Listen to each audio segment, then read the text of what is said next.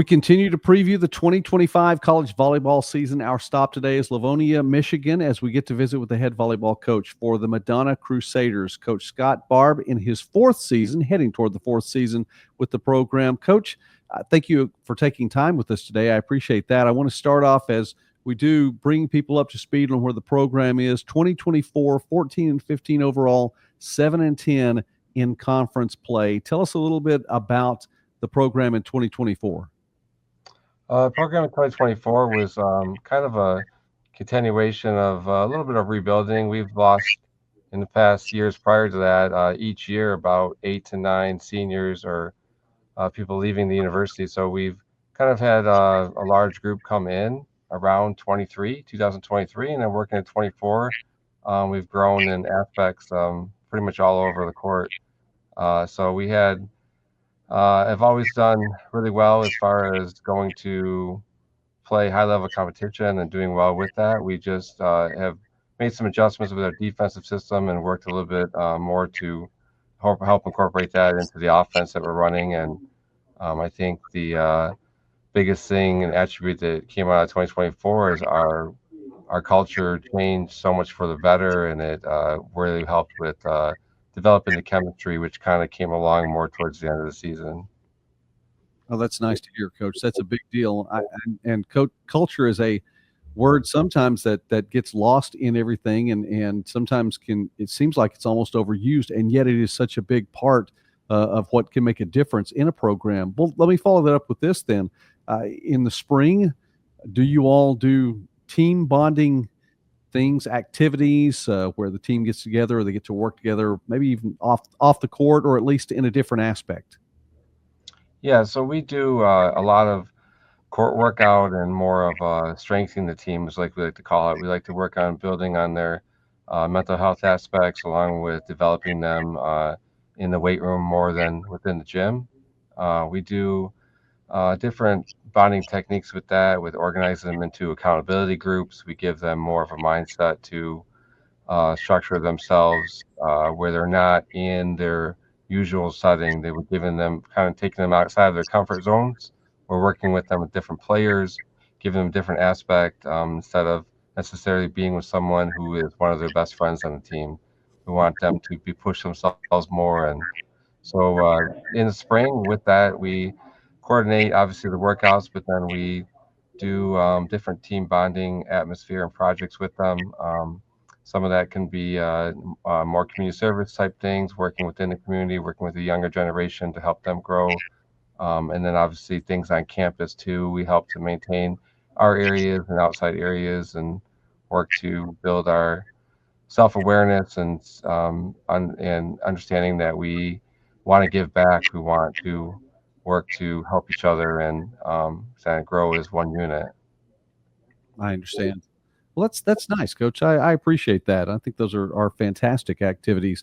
I want to look ahead to 2025, as it's just now. I mean, getting closer as we get into the month of June, as of this recording right now. Looking ahead, then, some of the players that are returning. Tell us a little bit about them. Let's start with the offense. A couple of your leaders in terms of kills per set. Kira Buza, a second-team all-conference player last year, coming back, as well as Paige Caradonna coming back. A couple of upperclassmen there to help lead the way with your offense. Yeah, so the upperclassmen always are kind of the rock of the team. You know, they're the ones that we keep trying to build up, and along with as we bring in the new generation of athletes, we obviously want to maintain high level athletes that are going to help us produce as a team. But they really are streamlined into our juniors and seniors, people that have been with the team, have been loyal with the team, and are working to, finish out their season strong. And so, with those building blocks, Kira Buza, she has been kind of a huge rock of this team since she's been here. She's been very dominant in the offense. She is probably the top person on our team that is scouted and looked at all levels. And so she has become very diverse as a player, more so than I think any other player within our conference. She has ability to run effective hits, strategy wise, move around. She can hit at any position. Um, come from being a pin hitter to a middle hitter, working in the defensive spot. She has earned a spot to become a six rotational player, and she has been a captain now for about 3 years now.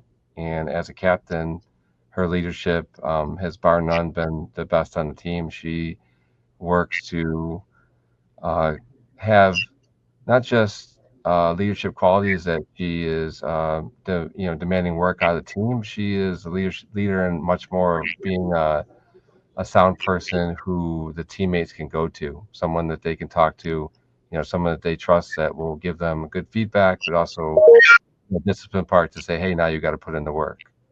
Um, Paige Cardona has been on the team now, coming in her fourth year. She has been a player who is very dominant in her game, but she is very um, kind of consistent at what she does communication wise and everything. She, wouldn't be the one that you're going to have the yeller and screamer on the court.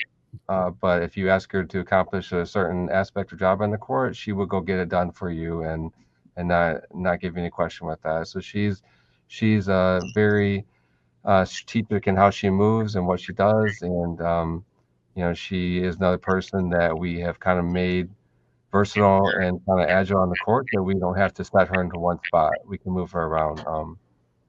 Following to that, we've had a growth at least the past couple of years for sure with just bringing in the right players, the right fit. First of all, mentally is always the key. Again, relating back to the culture aspect. For me, culture is ever changing. You're always bringing in new, and people are leaving the program, and you want to make sure that it stays at a consistent level. But there's going to be some variances based on new mindsets, new people on the court, and everything. So some of our younger generation, from Olivia Wright, who came in and is just a phenomenal middle, is very fast, quick. Gwen Clifford is another young lady who's come in, and she is just been very productive, and she is very inclined on the court to have mechanical and mindset wise. She can is the type of person that is very mathematical about how she's strategizing her shot placement, where she's going, and just a tremendous great block on the right side. Um, and Carly Stoll is our senior setter coming in. Carly Stoll is a person that is very, very structured, as like high mindset, high intensity, has just a tremendous heart for the game. And she puts that on the floor every day. Every single day, she's out there and works hard and really wants to support and cares so much about what she's doing within the team setting that she has a high demand of and work ethic for everyone around her. Um, there's so many, though, going through all the athletes. We have just brought in, I think, a good mindset of culture people that want to really give to their team, really want to help their team. We relatively run a large team, and in a sense, with having a lot of people within the program, it's great for the family atmosphere. It's also can be challenging too with having a lot of people around with different mindsets. But I encourage them to be open, to be honest about everything. I encourage them to structure wise to really work to um, be able to have an opinion, give their opinions, and then us work to help each other out and how we're going to solve the problems on and off the court. So, yeah.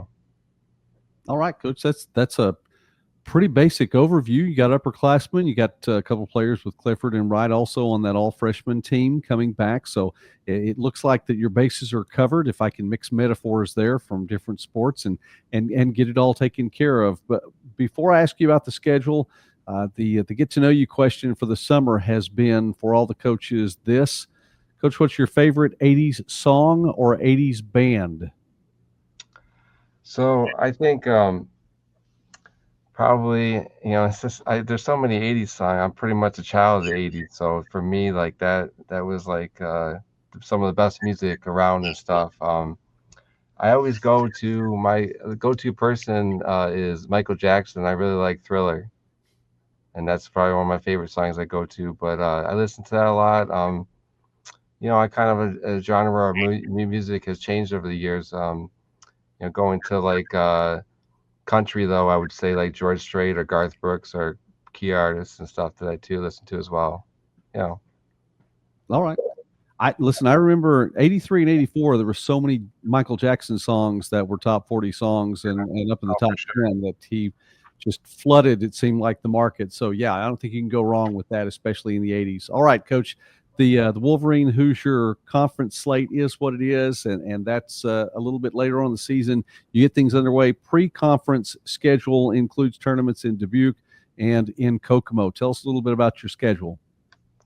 So I'm always looking to play different types of teams, but I'm trying to always get into the tournaments that are, I would essentially say, harder teams that we're faced. That if we are going to go to a national level and move forward in the tournament, we want to play teams that usually are dominating their conferences and are excelling well each year. And then we're trying different areas, so we kind of spread it out.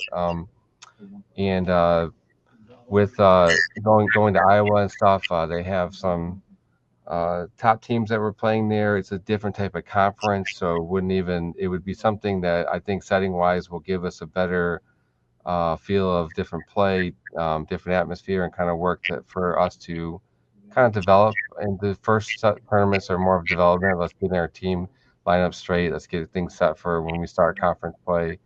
Um, the Kokomo, there's going to be a lot of different teams there. During in that area, they always seem to have a lot of top level like squads, and for not just playing the team, the level of play is so important. We want to make sure that we're not just winning games because we can. We want to win them because we have the ability to increase our level and become essentially smarter on the court and work on different types of shot placement, work on different types of plays that we're running.